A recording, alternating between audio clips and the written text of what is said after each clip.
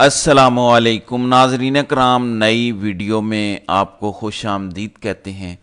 اعصاب شکن ہنگامہ خیز 18 اکتوبر کا اختتام پی ٹی آئی کی بہت بڑی فتح سے ہوا۔ میں اکثر اپنی ویڈیوز میں کہتا ہوں کہ جس شخص پر اللہ تعالیٰ کا خاص کرم ہو اس شخص کو ہرایا نہیں جا سکتا، اس شخص کو گرایا نہیں جا سکتا۔ جس ایک شخص کو مائنس کرنے کے لیے یہ پورا کھیل کھیلا جا رہا تھا، جس ایک شخص کو سسٹم سے آؤٹ کرنے کے لیے دن رات دوڑیں لگائی جا رہی تھی، پورے نظام نے اس شخص کے آگے ہار مان لی ہے۔ آئینی ترامیم پر بدترین شکست، سپریم کورٹ کے ججز کا جسٹس منصور علی شاہ کے حق میں بہت بڑے فیصلے کے بعد اب اڈیالہ جیل کا دروازہ بھی کھل چکا ہے۔ پچھلے چند گھنٹوں میں وہ ڈیولپمنٹس ہوئی ہیں جو کسی کے وہم و گمان میں نہیں تھیں۔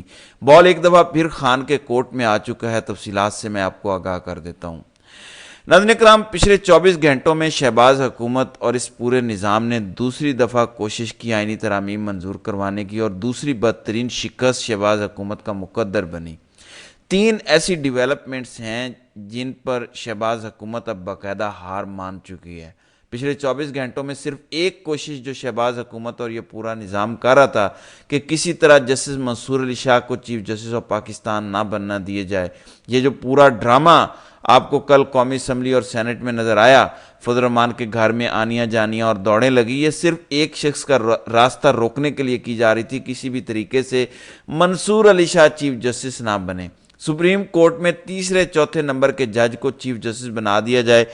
رات گئے تقریباً 3:30 بجے بلاول بھٹو آخری دفعہ مولانا کو ملنے پھر ان کی رہائش گاہ پہنچے۔ انٹرسٹنگلی مولانا نے ایک دفعہ پھر حکومت اور بلاول کو اور اس نظام کو انکار کیا، اور وہ شخص جس کو مائنس کرنے کے لیے سارا انتظام کیا جا رہا تھا، یہ پورا پلان کیا جا رہا تھا، اب گیم دوبارہ اس کے ہاتھ میں آ گئی۔ آپ کو یاد ہے 3 اکتوبر کے بعد سے لے کر آج 19 اکتوبر تک خان سے پی ٹی آئی کے کسی رہنما کو نہیں ملنے دیا گیا، کیونکہ یہ پلان اسی وجہ سے ہو رہا تھا کہ خان کو مائنس کرنا ہے۔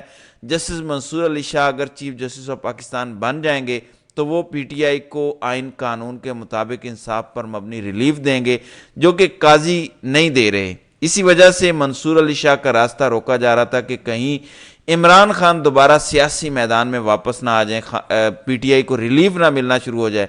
تو قدرت کا انتقام دیکھیں کہ اب اسی خان سے منت ترلے کیے جائیں گے۔ رات گئے جو مولانا سے فضل الرحمان کی زرداری کی آخری ملاقات ہوئی، اس ملاقات میں یہ باقاعدہ طے پایا کہ پی ٹی آئی کے سربراہ عمران خان سے اب اڈیالہ جیل میں جا کر ملاقات کی جائے۔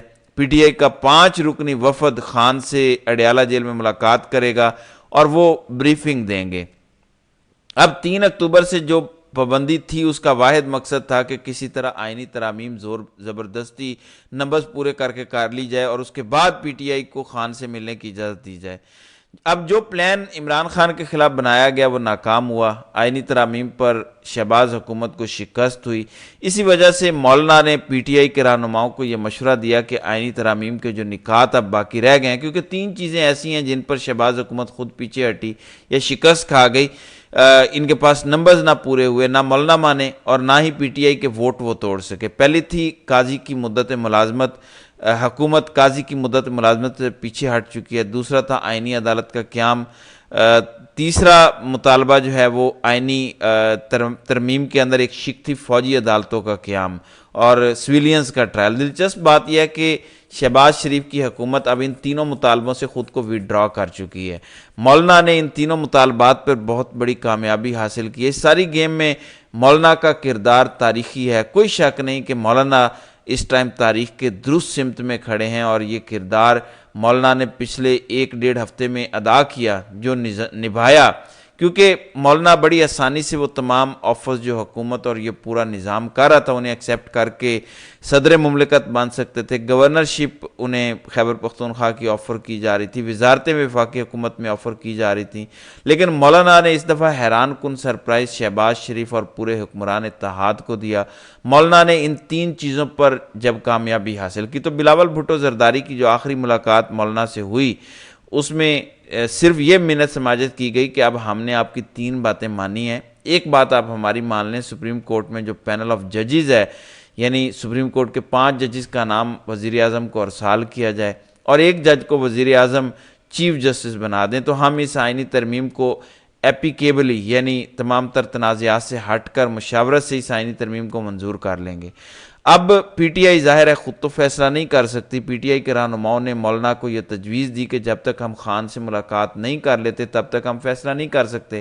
مولانا نے بلاول کو کہا کہ خان سے ملاقات کا ارینجمنٹ کیا جائے، کیونکہ ہم سب جانتے ہیں کہ خان سے ملاقاتوں پر حکومت نے پابندی لگائی تھی، خود ساختہ بین تھا، کوئی بھی رہنما پی ٹی آئی کا خان کو نہیں مل سکتا تھا۔ تو رات گئے یہ اپروول آیا کہ 5 لوگ بیرسٹر گوہر علی خان، اسد کیسر، بیرسٹر علی ظفر، سلمان اکرم راجہ اور صاحبزادہ حامد رضا یہ اڈیالہ جیل جائیں گے۔ خان سے ملاقات ہوگی اور تمام تر سچویشن پر بریف کیا جائے گا۔ میں آپ کو خان سے ملاقات کا حوال ابھی بتا دیتا ہوں۔ عمران خان کسی صورت اس بات پر رضامند نہیں ہوں گے کہ جسٹس منصور علی شاہ کا رستہ روکا جائے۔ ہر صورت عمران خان یہی کہیں گے کہ منصور علی شاہ ہی چیف جسٹس ہوں گے، کیونکہ پہلا معاملہ تو عمران خان شروع کریں گے 5 اکتوبر والے دن سے۔ 5 اکتوبر کو جب پی ٹی آئی ایک کامیاب احتجاج ڈی چوک میں کر چکی تھی، ڈی چوک میں پی ٹی آئی کارکنان کی بہت بڑی تعداد اکٹھی ہو گئی تھی، تو اچانک اس احتجاج کو ملتوی کیوں کیا گیا؟ علی امین اور بیرسٹر گوہر یعنی وہ تمام لوگ جو اس ٹائم اس احتجاج کو لیڈ کر رہے تھے، انہوں نے کس کے کہنے پہ احتجاج ملتوی کیا؟ پہلا سوال تو خان ان 5 لوگوں سے یہ کریں گے۔ اسی وجہ سے رات سے لے کر اب تک یہ 3-4 لوگ، جن میں بیرسٹر گوہر، اسد کیسر اور بیرسٹر علی ظفر ہیں، یہ پریشان ہیں کہ خان کا سامنا کیسے کریں گے۔ علی امین سین سے آؤٹ ہیں، بالکل وہ منظر عام سے غائب ہیں۔ گنڈا پور سے متعلق بھی خان یہ سوال ضرور پوچھیں گے کہ 5 اکتوبر کو جب ڈی چوک پہ پی ٹی آئی کے کارکنان پہنچ گئے تھے تو کس کے کہنے پر، کس کے حکم پر یہ احتجاج ملتوی کیا گیا؟ عین ممکن ہے کہ آج ہفتے کے دن خان دوبارہ احتجاج کی کال دے دیں، کیونکہ اب سے کچھ دیر بعد جب یہ ملاقات ختم ہوگی، چیزیں ڈیولپ ہوں گی، تو پتہ چلے گا کہ خان نے کیا نئی ڈائریکشنز پی ٹی آئی کے رہنماؤں کو دی ہیں۔ مجھے کم از کم لگتا ہے کہ عمران خان کسی صورت منصور علی شاہ کے نام سے پیچھے نہیں ہٹیں گے، اور ہٹنا بھی نہیں چاہیے۔ سینئر پیونی جج ہیں، آئین قانون کے مطابق منصور علی شاہ نے ہی چیف جسٹس بننا ہے۔ ایک بات اور میں آپ کو بتا دوں کہ سپریم کورٹ کے 8 ججز نے جو کل وضاحت جاری کی، جس میں الیکشن کمیشن کو یہ کہا گیا کہ ہر صورت سپریم کورٹ کے فیصلے پر عمل درآمد کیا جائے۔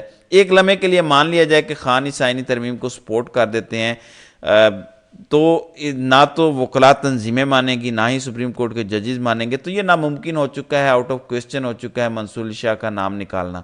یعنی شہباز حکومت کو یہ جو چوتھا مطالبہ ہے اس میں بھی شکست ہوگی۔ 3 مطالبات سے تو یہ خود پیچھے ہٹ چکے ہیں۔ آئینی ترمیم میں قاضی کی ایکسٹینشن، آئینی عدالت کا قیام اور فوجی عدالتوں کا قیام، ان تینوں مطالبات سے شہباز حکومت سائیڈ پہ ہے۔ اب صرف ایک بات ہے کہ منصور علی شاہ چیف جسٹس نہ بنے۔ مولانا نے پی ٹی آئی کے رہنماؤں کو عمران خان سے ملاقات ارینج کروائی ہے۔ اب ملاقات کا جو نتیجہ نکلے گا اس سے پاکستان کا سیاسی منظرنامہ طے ہوگا، لیکن دلچسپ بات دیکھیں کہ 3 اکتوبر کے بعد خان سے اس وجہ سے یہ نظام ڈر رہا تھا، پی ٹی آئی کی ملاقاتیں اس وجہ سے بند تھی کیونکہ یہ نظام چاہتا تھا کہ فیصلہ خان نہ کرے، اور قدرت کا انتقام دیکھیں کہ اب یہ نظام پھر خان کے مرہون منت ہو چکا ہے۔ خان فیصلہ کرے گا، جو بھی آئندہ 5-6 گھنٹوں کے اندر سیاسی ڈیولپمنٹس ہوں گی اس کا بھی فیصلہ خان کے حق میں ہے۔ رات کو مولانا سے جو بلاول بھٹو کی آخری ملاقات ہوئی، جس میں بلاول بھٹو نے مولانا کو، کیونکہ اس سے پہلے انہوں نے تقریر کی تھی حیدرآباد میں جس میں کہا تھا کہ اگر آئینی ترامیم پر تمام تر سیاسی جماعتیں متفق نہ ہوئیں تو مجھے وہ قدم اٹھانا پڑے گا جو میں نہیں اٹھانا چاہتا، لیکن مجبوراً مجھے اس قدم پر چلتے ہوئے آئینی ترمیم کرنی پڑے گی۔ یعنی انہوں نے یہ کہا تھا کہ نمبرز ہمارے پورے نہیں ہوئے، 2/3 اکثریت نہ بھی ہوئی تو ہم زور زبردستی اس ترمیم کو کر لیں گے۔ مولانا کا کردار اس حوالے سے بڑا امپورٹنٹ ہے کیونکہ وہ یہ سمجھ چکے ہیں کہ شہباز حکومت اس آئینی ترمیم پر بضد ہے، جتنا بھی ڈنگ نکالا جا سکے، جتنا بھی زہر نکالا جا سکے اس آئینی ترمیم کو، تاکہ زیادہ سے زیادہ فائدہ اپوزیشن جماعتوں کو ہو۔